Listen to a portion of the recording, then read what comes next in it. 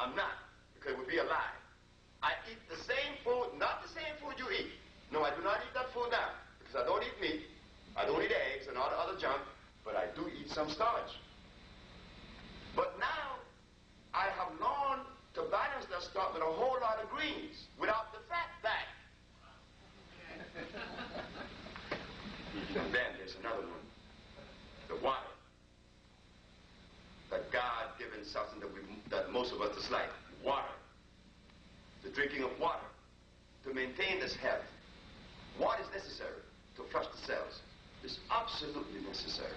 So we travel a little bit. We don't want to make it too confusing, because sometimes I get carried away and begin to juggle the whole thing around, trying to give you as much as I could possibly can, that you would leave from here with a good understanding. We started saying that medicine began with the Egyptian, but the credit was given to Hippocrates, the Greek. Then it came all the way down to Claudius Galen in 1729, and there it began to suffer the criticism of the physician, because to see where it wasn't too cool for industry and money. So Bombatus von Hohenheim began to invent these chemical medicines. Bombatus von Hohenheim, that is the man known as Paracelsus. He was the one responsible for making the chemical compounds that you see today. And the poor Dutch, because of his prejudicial feeling towards the black race, he poisoned himself at age 48. He died by his own hands, poisoned with the stuff that he made. But if Bombatus had died all by himself and everything would have changed, it would have been cool. But what happened? The substance that he invented is the same substance given to us today by the physician. That substance is known as what? Allopathic medicine. It is made out of what? Carcinogens, inorganic compounds. We understand now that it came from the herbs all the way down to these chemicals that are hurting us. They've been hurting us. And I tell you what, every black person in this audience that is about 40 knew that your grandmother knew. Your grandmother knew it now. If you talk to her, you go back to the summer, you see. And she would talk about the herbs. She knew that the chemicals were no good. She knew that, and you knew it too. You know it now. But we handicap, because those who support to replace the allopathic medicine, he come with what? Homeopathic, just as bad. You see? He comes with something a little step down, but still not as complimentary as it should be. Because his substance now is not carcinogenic, but they are inorganic. There's a difference. There's a big difference.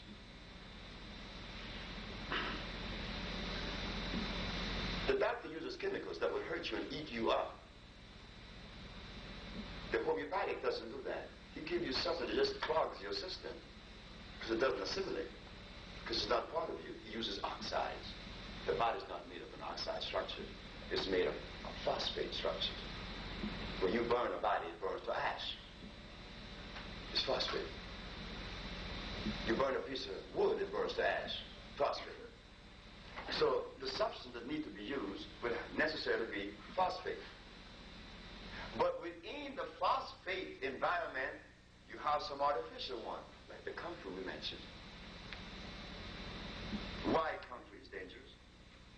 Because it wasn't made by creation.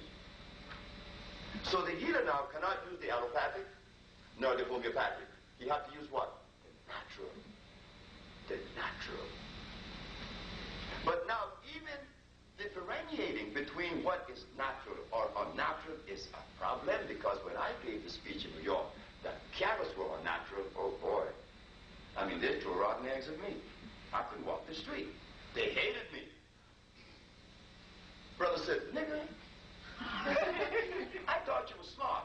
But up until that point, when you said that carrots were artificial, man, I have no respect for you. I said, but you have a right to say that. You have a right to say that, and he did have a right to say that. Imagine when you only know one perspective. If you only have one perspective, how are we capable of scrutinizing the one perspective? You only have one. You have to have another to make a comparison. Am I right? It's like a husband. You were married twice. You can compare the man before the one you just didn't have now. Because you had one first. You could tell the difference.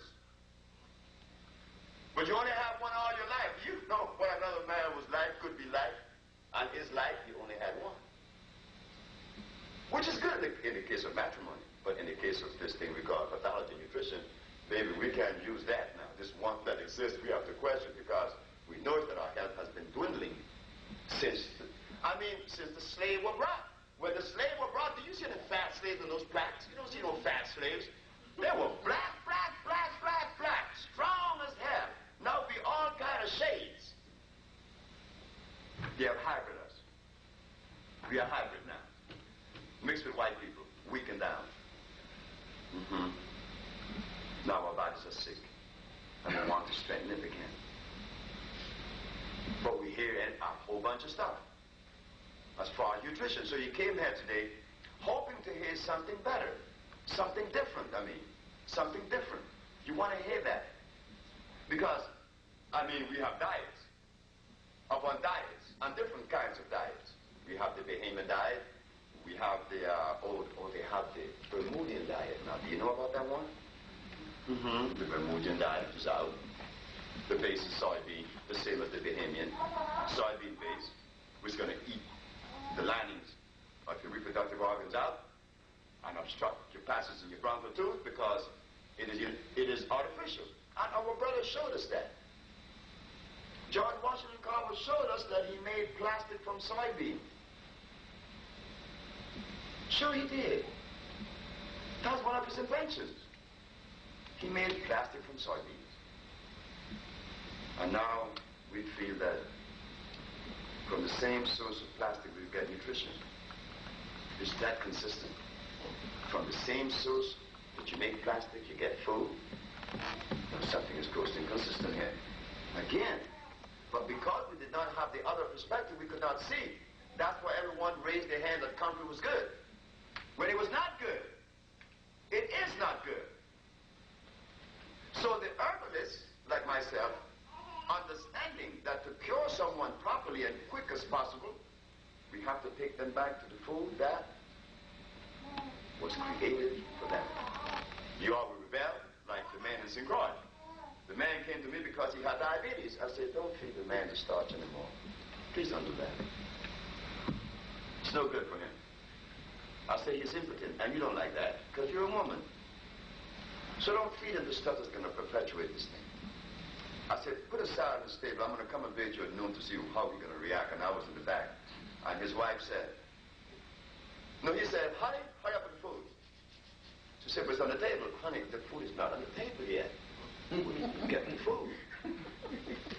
I put the food on the table. No, it's not. The only thing on the table is some salads. I want my food. Hurry up, girl. I know have a certain time to stay here. And he went into a rage. Try it and you see.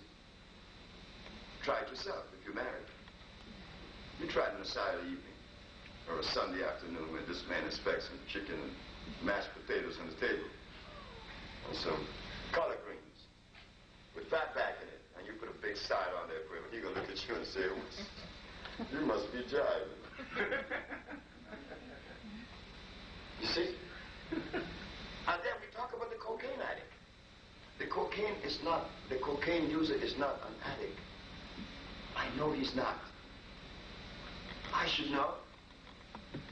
I was one. And I love using cocaine. While I was using it, it was nice. Because my friends said it was nice. And it was very fashionable because we were the elite. We used coke. We used smoking no grass. We used coke. What you mean? What's wrong with this man? But I stopped that many years ago. But I still eat some starch. So tell me about addiction. So why not use the coke? Stop the starch. The starch user is the addict. But we were made addicts.